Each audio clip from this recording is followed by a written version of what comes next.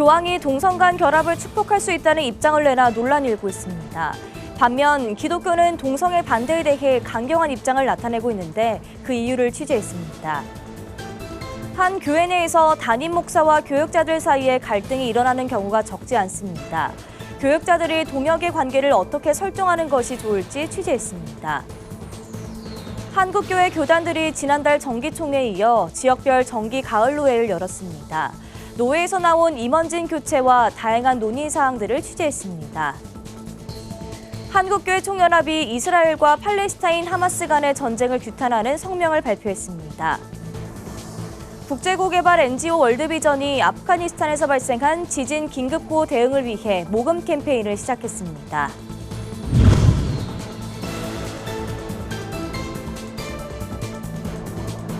시청자 여러분 안녕하십니까? 구티비 뉴스입니다. 프란치스코 교황이 동성 간 결합에 대한 축복을 금지한 기존 입장보다 완화한 입장을 내놓아 논란이 일고 있습니다. 교황의 입장에 좌지우지되는 천주교와는 달리 동성애에 대한 기독교의 입장은 명확한데요. 성경적 근거를 들어 기독교의 입장을 정리했습니다. 보도에 김혜인 기자입니다.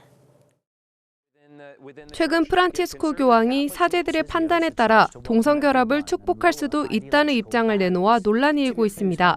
이는 지난 2021년 동성결합은 축복할 수 없다는 유권 해석을 내린 교황청의 기존 입장에서 크게 완화한 것입니다. 교황의 이번 발언으로 천주교 내 보수와 진보 사이 갈등이 격화되고 있습니다. 그렇다면 개신교의 입장은 어떨까요? 신학 전문가는 동성애는 죄이기 때문에 개신교 입장에서 절대 동의할 수 없다고 말합니다. 죄를 하는 행위에 대해서 축복하지 않죠. 동성애 커플을 축복한다라는 것은 죄의 길에 계속 머물러 있겠습니다라는 건데 지지하면서 동의하면서 그것에 대해서 복을 내려준다는 것은 사실은 모순이죠. 제 생각에는 천주교에서도 매우 당혹스러울 것이다. 물론 교황은 그렇게 얘기를 했지만.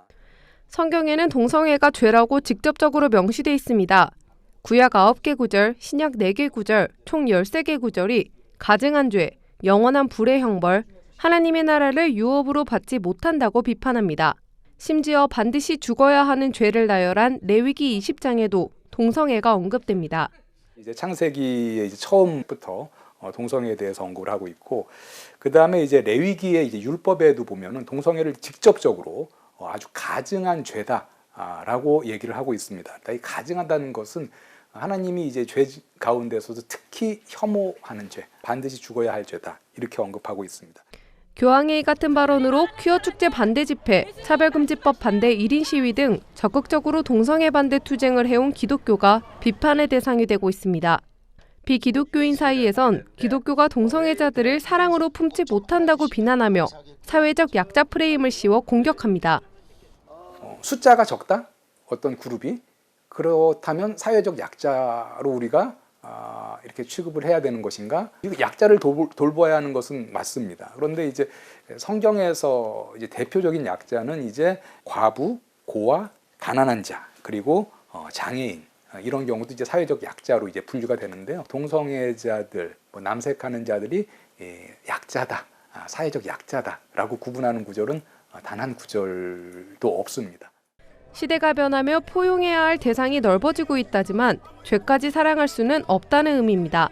죄의 행위를 축복하는 대신 그릇된 길에서 빠져나올 수 있도록 최선을 다해 돕는 것이 그리스도인들이 취해야 할 올바른 태도로 보여집니다. 구티비 뉴스 김혜인입니다. 담임 목사의 범죄 사실을 알리기 위해 불법 행위를 한 전도사에게 최근 법원이 벌금형을 선고했습니다. 범죄 행위를 알리기 위한 일이라도 불법이라면 정당화돼선 안 된다는 판단인데요. 사회의 모범이 되어야 할 교회, 그리고 교회를 위해 함께 일하는 교역자들 간의 불화가 종종 발생하는 이유가 무엇인지 그 대책을 전문가를 통해 살펴봤습니다. 장세인 기자가 보도합니다. 지난 4일 서울중앙지법은 정보통신망 침해 혐의로 기소된 한 교회의 전도사와 안수집사에게 각각 벌금 300만 원을 선고했습니다. 담임 목사의 휴대전화를 빌려 쓰다 성매매 비용을 흥정하는 통화 녹음 파일을 발견한 전도사가 안수집사에게 유포한 겁니다. 담임 목사의 명백한 범죄 행위에 전도사는 교회 전도사와 안수집사로서 목사의 비위를 발견했을 때 시무장로에게 보고할 의무가 있는 등 정당한 행위였다고 주장했습니다. 그런 문제가 이 담임 목사와 부교육자 사이에 일어났다. 당회에서 공식적으로 이 담임 목사의 비위 문제를 다루도록 요청하고 그쪽에 넘겨야 법적으로도 본인 스스로가 보호를 받고. 목회윤리연구소의 소장을 맡고 있는 김승호 교수는 전도사가 유죄 판결을 받았지만 근본적인 문제는 사역자들이 잘못된 길로 가지 않도록 꾸준히 관리하고 점검하는 장치가 부족하기 때문이라고 말했습니다. 사역자들에 대한 성도들의 기대치가 높아 마음의 문제가 있어도 털어놓지 못하고 잘못된 방법으로 정신적 문제를 해소하는 경우가 생긴다고 분석한 겁니다.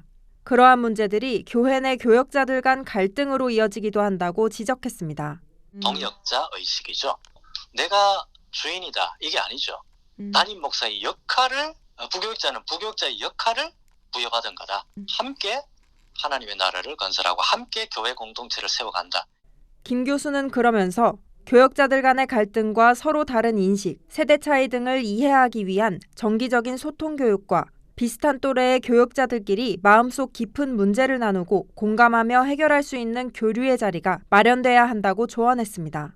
사회에서 빛과 소금의 역할을 해야 할 교회가 사회적인 논란이 되지 않도록 교단 차원에서도 세심한 관리가 필요해 보입니다. 구티비 뉴스 장세인입니다. 지난달 교단별 정기총회에 이어 지역별 정기 가을 노회가 열렸습니다. 전북 지역 노회에선 신규 임원 선출에 대한 관심과 다양한 이슈들에 대해 날선 공방이 이어지기도 했는데요. 자세한 소식 김승균 기자가 취재했습니다. 9월 총회에 이어 지역별 각 교단 노회가 열리고 있는 가운데 전북에서도 정기 노회가 열렸습니다. 먼저 익산 왕궁중북교회에서 열린 대한예수교장로회 제55회기 고신전북 노회에서는 회개, 사명, 축복이라는 주제로 전북 지역 고신교단 목회 관계자 70여 명이 모여 안건을 논의했습니다. 우리 선배님들이 하신 그 일들을 잘 받들어서 섬기도록 그렇게 하겠습니다. 모든 교회들이 이번 회기 동안에는 더욱더 많이 부흥하고 신앙이 성숙되기를 바랍니다. 특히 이번 노회에서는 기존 모 교회에서 교계 관계자들과의 의견 대립으로 오랫동안 마찰을 빚어왔던 교회 분쟁 문제가 소통하며 화해로 이어져 훈훈한 모습을 보였습니다. 전주 초청교회에서 열린 대한예수교장로회 합동 서전주 노회에서는 신규 목회자 임직식과 목사 장로 은퇴식 이외에도 논란이 일었던 여성 안수에 관한 신학적 논의와 신학 정체성 선언 등 다양한 안건에 대한 논의가 이어졌습니다. 전주 중북교회에서 열린 대한예수교장로회 통합 전주 노회에서는 교단 목회 관계자 약 300여 명이 함께하며 노회의 안건을 논의했습니다. 코로나 팬데믹을 통과하면서 교회들이 굉장히 어려워졌어요. 기도로 준비하는 가운데 어떻게 하면 한국교회가 또 우리 전주노회 산하의 모든 교회들이 정말 다시 회복하고 부흥할 수 있을까? 이것이 저의 유일한 관심사이고 그것을 위해서 하나님께 힘 주시도록 기도하고 있습니다. 특별히 이번 통합 전주 노회에서는 부노회장 선거에서 한 표 차이로 과반수를 넘지 못해 다시 재선거를 치르는 이슈가 있었습니다. 또 재선거의 과정에서 신규 목회자들의 안수에 관련된 선거권 여부에 대한 회원들의 날선 공방이 이어지는 등 논란이 일기도 했습니다. 한편 정기노회는 10월 전북의 각 지역노회를 시작으로 11월까지 진행될 예정이며 일부 노회는 부노회장 및 임원 자리를 두고 치열한 경합이 예상되고 있습니다. 구티비 뉴스 김승균입니다. 한국교회 총연합이 이스라엘과 팔레스타인 무장정파 하마스 간의 전쟁을 규탄하고 세계 평화 위협을 중단하라고 촉구했습니다. 한교총은 11일 발표한 성명에서 하마스의 기습 공격으로 시작된 이 전쟁은 이스라엘에 대한 테러, 대학살이자 완전한 재앙이라며 특히 민간인에 대한 공격과 학살은 어떠한 이유로도 정당화될 수 없다고 밝혔습니다.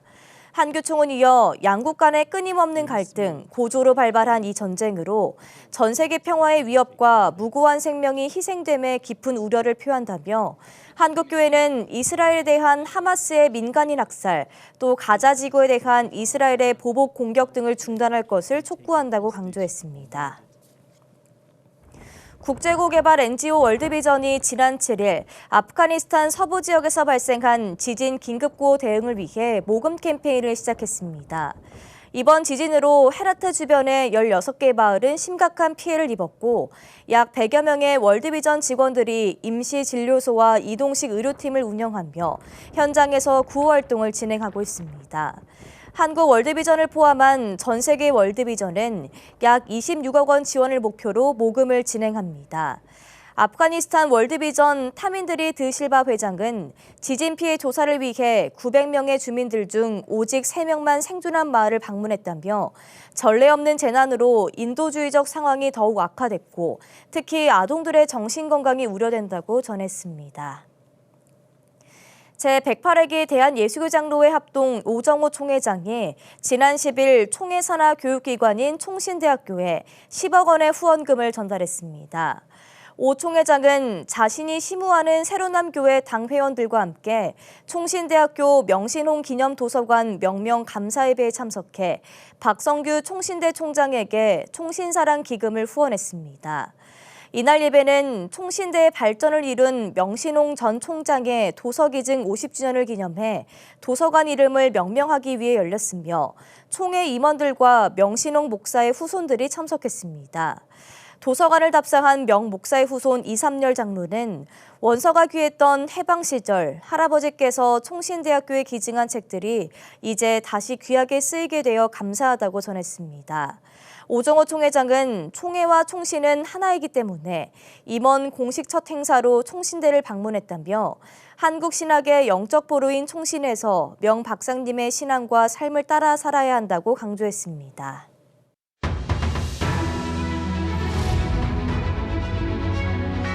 오늘의 이슈 포커스입니다. 서울 강서구청장 보궐선거에서 더불어민주당 진교훈 후보가 17%포인트 두 자릿수 격차로 국민의힘 김태우 후보를 누르고 당선됐습니다. 더불어민주당 최혜영 원내대변인은 민주당의 승리가 아니라 국정 폭주에 대한 국민의 심판이라며 국민의 삶에 들어가 민생을 챙기겠다고 밝혔고 국민의힘 윤재욱 원내대표는 이번 선거는 전국 기초단체 중 한 곳에 불과하지만 국민 전체의 민심이라고 여기고 그 뜻을 깊이 헤아려 가겠다고 말했습니다. 이번 선거는 내년 4월 총선을 앞두고 수도권 민심을 확인해 볼 수 있는 마지막 공직선거라는 점에서 큰 주목을 받아왔습니다. 이에 대해 대통령실은 정부는 어떤 선거 결과든지 엄중히 받아들여야 한다는 입장을 밝혔습니다. 이스라엘과 팔레스타인 무장정파 하마스 간 무력 충돌이 심화되는 가운데 국내 대학가에서 팔레스타인을 지지하는 성명서가 걸려 학생들 사이에서 갑론을박이 벌어지고 있습니다.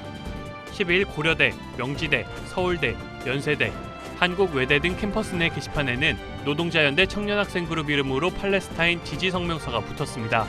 이 같은 성명서가 교내에 붙자 학생들 사이에서는 의견이 분분한 상황입니다.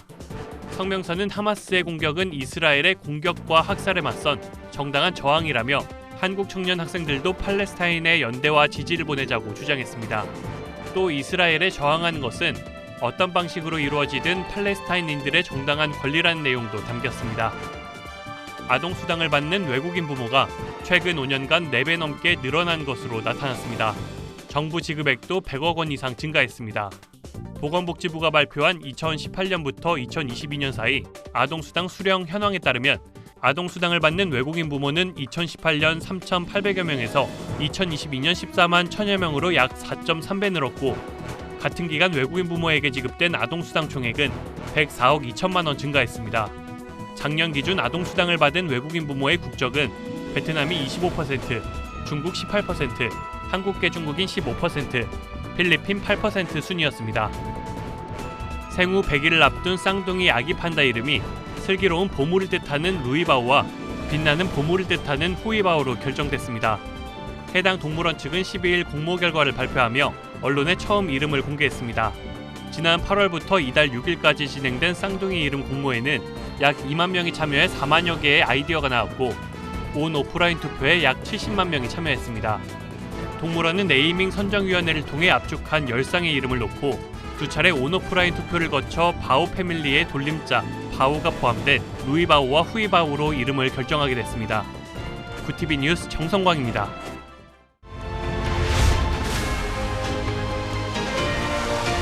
구티비 월드와이드입니다.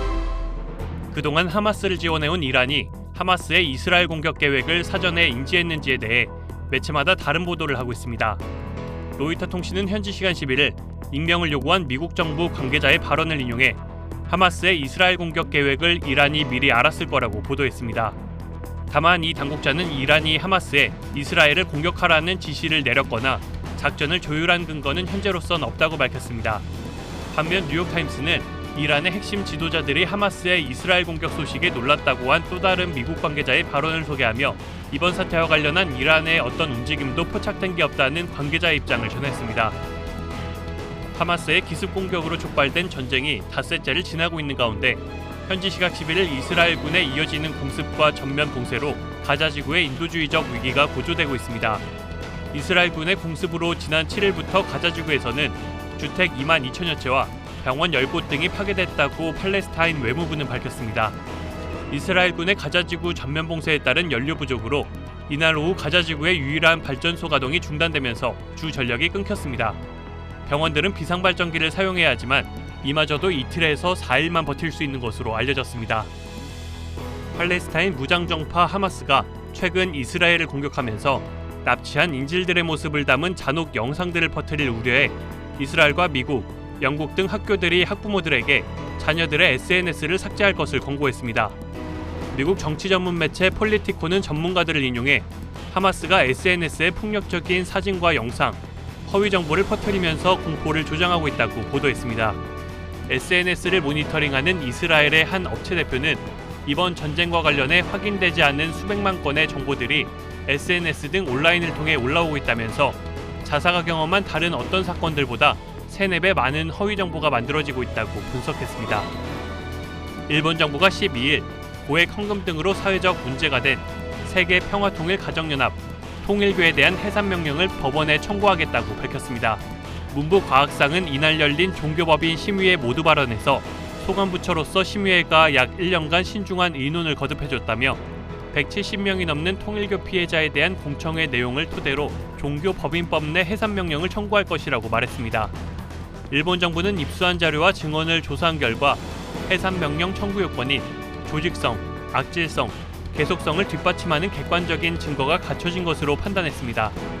통일교 측은 교단 활동이 해산명령 청구 사유에 해당하지 않는다는 입장을 밝혔으며 신자 5만 3천 명은 정부의 해산명령을 청구하지 말 것을 요구하는 탄원서를 제출한 상태입니다. VTV 뉴스 정성광입니다.